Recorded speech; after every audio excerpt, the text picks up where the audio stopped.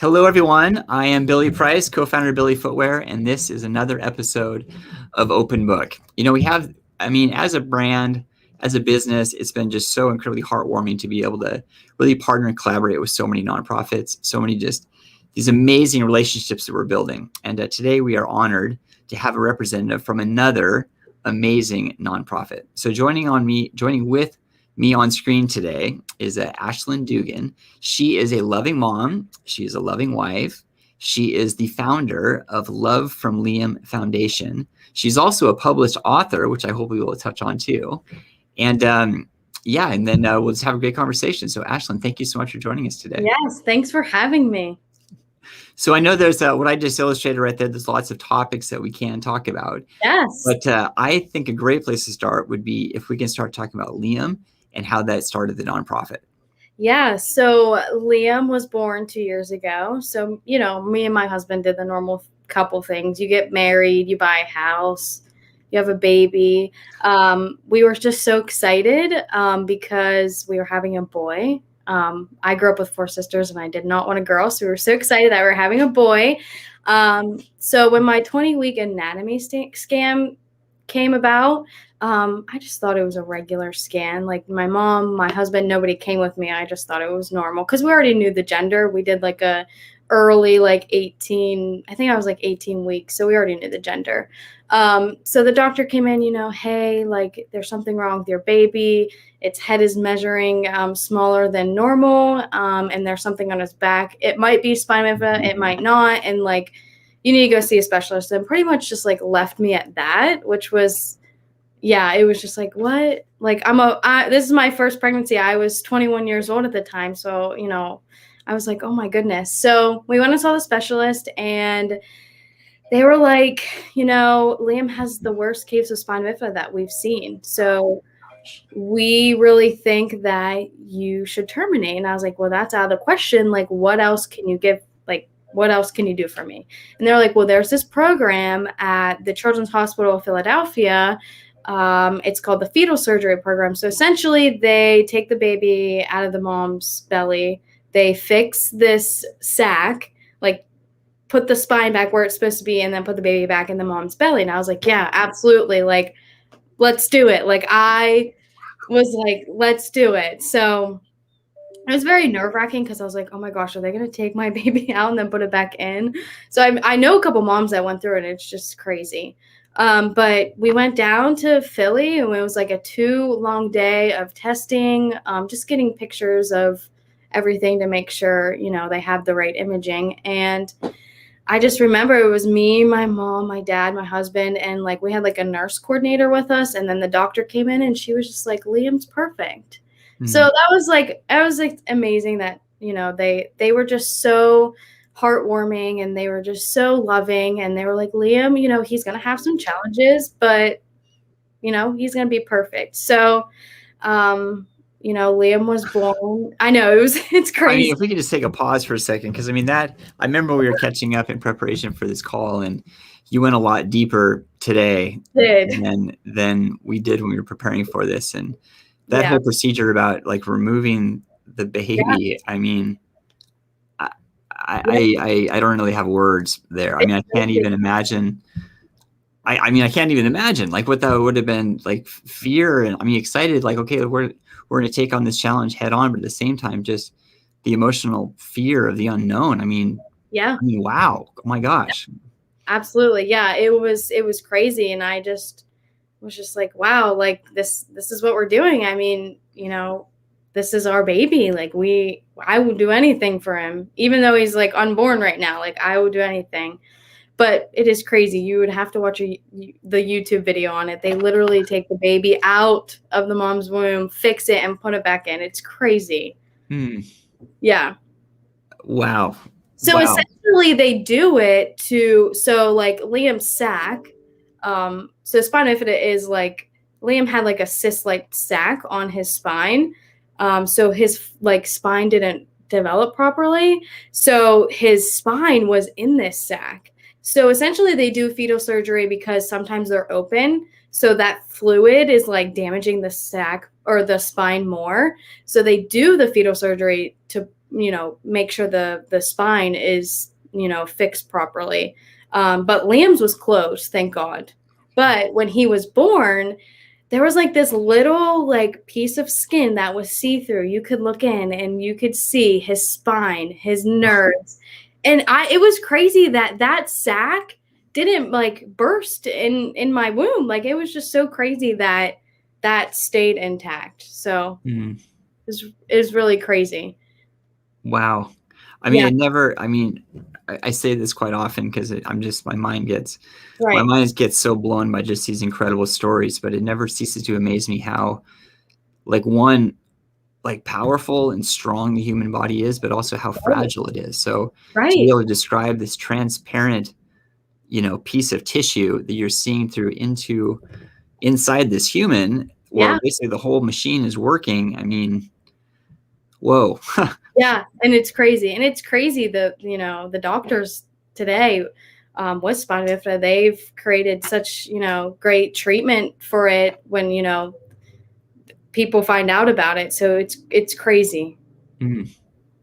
Well, after Liam was born, you were mentioning there were some challenges, but I know that basically Liam's story turned into, it sounded like it was more of a fundraiser, which then later blossomed into a full-blown nonprofit. Yeah. So when Liam was born, my mom owned a successful gym, and they were like, you know what?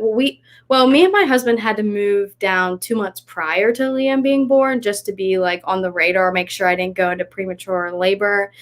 So we had to move 2 months prior to him being born, and then we were in the NICU for like 3 weeks, and he had 2 surgeries. So he had a sac removal, then he had a shunt put in. Because most babies with spina bifida have hydrocephalus, just a lot of fluid on the brain, so he needed a shunt as well. But they were like, you know what, we're going to make this event, Laps for Liam, and it essentially was just for us, for medical expenses. It wasn't supposed to be like a nonprofit event. So I was like, oh, that's great. Like our community was coming together. It was just amazing what the community can do when you're going through a hard time. So yeah, we had Laps for Liam, and then it was about when Liam was a year old, we got his first walker. And when we went down, they were like, hey, like, we think Liam's ready for a walker. Like he was really like standing up, pushing stuff, like he was ready. So we got a walker, but they were like, the Spina Bifida clinic in Philly, they were like, we used to have a nonprofit that bought us walkers, but this is our last one. So when Liam's done with it, you're going to have to give it back. And I was like, on the way home, it's a 4-hour drive. I said to my husband, I was like, we shouldn't have to like tell Liam that we should, give this back. Like, this is the thing that's going to help him walk. And, eventually I'll donate it, but like right now I wasn't ready to give it up. So I was like, you know what? We're doing Laps for Liam every year. We're going to make a nonprofit, and we are going to advocate and spread awareness and buy walkers for kiddos. We are going to get them braces if they need it. We're going to help them with their wheelchairs, whatever the kiddos need, we're going to do it. And so last year, February 2020, we became a nonprofit, and we had a Laps for Liam event, our first one. And we raised almost, I think it was like $5,500 that we were able to give back to the Spina Bifida clinic, and they got, I think, almost like 50 walkers. And they still have money that they're just like, when a kiddo comes in, hey, I need this, they're able to give that to the kiddo. And I want the kids to, feel how Liam felt when he got the walker right then and there. Like it would be heartbreaking if I went in there and they're like, no, you're going to have to go through your insurance, which insurance takes forever. So we just wanted to have a nonprofit to be able to be there for those kiddos. And I remember too, talking about insurance, this could take us down a rabbit hole right here, so hopefully keep it brief. But when it comes to insurance, there's so many things that really are medically necessary, but it's incredibly challenging to get the justification to get it paid for. Right. And on top of that, like the time frame that you're talking about. So yes. I remember I don't remember what the durable medical equipment device was, but it seemed like there was a piece of equipment that Liam needed, and you were unable to get justification. Yeah, so Liam's first pair of braces, I had to, this little piece of plastic, like literally, they were like, it's not medically necessary. And I was like, what do you mean? Like the doctor is saying he needs these, he needs them. So I had to fight like 3 times to get his braces. And I was like, you know what? No kid, no parent, we already went through so much to bringing our child in the world. It should be, easy for us. So that's where we come in, the Love from Liam Foundation. We want to get to the point where we can help every kiddo with spina bifida and get them the walker and, help, 68% of women last year terminated when they heard the word spina bifida. So like, imagine where I would be today if we terminated. So I just always advocate, like, get a second opinion. Just look at Liam, like, look how amazing he's doing. Yeah. Well, from the pictures, I have not met Liam. I've not spoken to Liam, but seeing that smile on his face, I mean, he certainly melts my heart. I'm sure he melts a lot of people's hearts too. Does. He's so cute. And then the laps for Liam. I know you mentioned the previous one, but I think you have another event coming up soon, right? Yeah. So Saturday is our 3rd annual Laps for Liam. We literally just do laps around our track. And we have like a DJ and a photo booth and free food and shirts and basket raffles. And we just all come together and spread the love from Liam and Spina Bifida to, everybody in our community. And there's actually pretty much everybody in Pennsylvania goes to CHOP just because they're so great. So I reached out to families and was like, hey, you want to form a team? So we have 6 kiddos coming that have spina bifida just like Liam. So it's great. Like, and some of them I haven't even met yet. So I'm super excited because I get to meet their kiddos and see how special and unique they all are. Oh, man. Well, I know you have a website and some social channels. Are those, can people find out about Laps for Liam through those channels? Yep, absolutely. It's on my website. It's under events, and you'll see like each bio of each kiddo. Okay, awesome. So we have your website up on the screen right now, and then let's toggle to both Facebook and Instagram. Yeah. So, awesome. Wow, it's incredible. And I mean, I mean, you're in the add value business, and adding value to the world of somebody else. I mean, that's the stuff that truly just warms my heart, because I mean, I reflect on my own journey. It was when I broke my neck. I mean, a wheelchair user, when I broke my neck, it was a real mental struggle. And it was really like those supporting people and supporting associations and organizations around me that really, I mean, it's not like they fixed me, but they created this culture that would allow you to make the choice to move forward.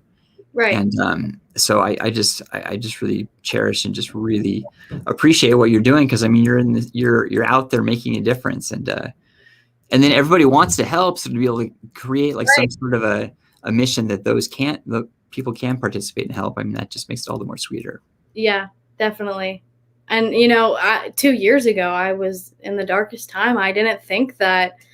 I was just like angry, like at God, and angry, like I didn't understand why this was happening to me and my husband and, our son. But then looking at it today, like I'm so thankful that Liam has spina bifida, because it makes him who he is today. Like I don't know what I would do if he didn't have it, because, it just makes him who he is. Right. Wow. Well, I mean, somewhere along the journey as well, you found out about BILLY Footwear. So did. I always love asking the question how we land on someone else's radar, because the stories, I mean, there's such a huge range. So I'd like to have you, if you could touch on how you found out about this. When we talked yesterday, I sat down last night and I was like, how did I? So I actually found it on Facebook. I remember somebody sharing like, hey, there's these BILLY shoes at Nordstrom, like go get them. They're perfect for kiddos with braces. And like I said, we drove to Pittsburgh Nordstrom. We went to Philly Nordstrom. They didn't have any, but eventually we just ordered them from your website. But they have been such a huge difference in our life, because Liam has AFO. So they go pretty much the whole way up to his knee. So they're like very bulky. So it was just amazing that we found a shoe that worked for Liam and worked for us, and was just so simple and easy to zip up and go. And it's so awesome that we'll be able to teach Liam well, we're trying, but he's 2. So. But it's so awesome that he can just zip them up and go. Well, that's the name of the game. I mean, everyone loves a convenient shoe. So may it be a kiddo, may it be a parent, whoever. Yeah. And certainly as a parent, speaking myself, anything we can do to get our kid out the door faster. Exactly. With a success instead of a struggle. I mean, we all win. Yes. And I would always struggle there trying to tie, and they were just so bulky. And then it was just a game changer when I found the Billy shoe. I'm like, oh my gosh, this is so easy. And they just slip right down in. So it was awesome. Well, we have lots of designs coming out. You're talking about, I was raining today where you're at. So we do have rain boots actually coming out later this year. So rain boots and winter boots. I'm not sure if you get snow, but coming out later this year. That is amazing. Yes, we get rain and snow. I hate snow, but yes, that would be awesome. Well, nice. Another thing, when I introduced you, I was mentioning that you are an author and you have an amazing children's book that I've read, and you left me hanging a little bit. But I was hoping you could touch on your book, because I think that's really special that you kind of used Liam's journey to put it into some animal type characters and to really talk about inclusion. So it's a real special book. So I don't know where I came about dinosaurs. I kind of just like, well, let's just do dinosaurs. So essentially the dinosaur loses its tail, just like Liam lost his sack. So I really wanted to create a book that can show like the differences, like adversity. Like there's no kid, no matter what they have, a wheelchair, braces, they're just like you and me. So that's what I wanted to create. And I wanted Liam to have a book where he can read about, spina bifida and how to treat other kiddos, even if he's not in a wheelchair, if he doesn't have a walker, just how to treat them. So I started writing it when I was in the NICU because I had literally nothing to do other than stare at Liam. And my husband was working, so I started writing it in the NICU, and I just really wanted to get Liam's story out there in another way to spread awareness and just show, how special and unique that Liam is. Well, I think you nailed it. I think you nailed it for sure. And rumor has it there's a second chapter 2 is coming out soon, right? So it'll be hopefully by Christmas. So the first book is to be continued. So look for my second book. Oh man, that's awesome. Well, Ashlyn, I really enjoyed our conversation today. Thank you so much for your time. But before we sign off, I wanted to give you the mic one last time. I mean, we've covered a lot of stuff, but if you want to talk about something new or whatever, but I just want to give you the mic one more time. Yeah, pretty much just, go follow our page and, help us spread awareness and get the word out about spina bifida and help us get that percentage down. Yeah. Yeah, I mean, you guys are doing amazing things. I mean, looking at your website, I got it written up right over here. It's like, we envision a brighter future for those living with spina bifida and an end to the stigma associated with this disabling condition. And I mean, those are big. It's a big mission. And but I mean, as your team grows and we're able to raise more and more awareness, I mean, we're going to get there. So it's very exciting. It is very exciting. Ashlyn, thank you again so much for your time. Everyone else that was tuning in today, this was another episode of Open Book. We'll have another one next week. So till then, take care.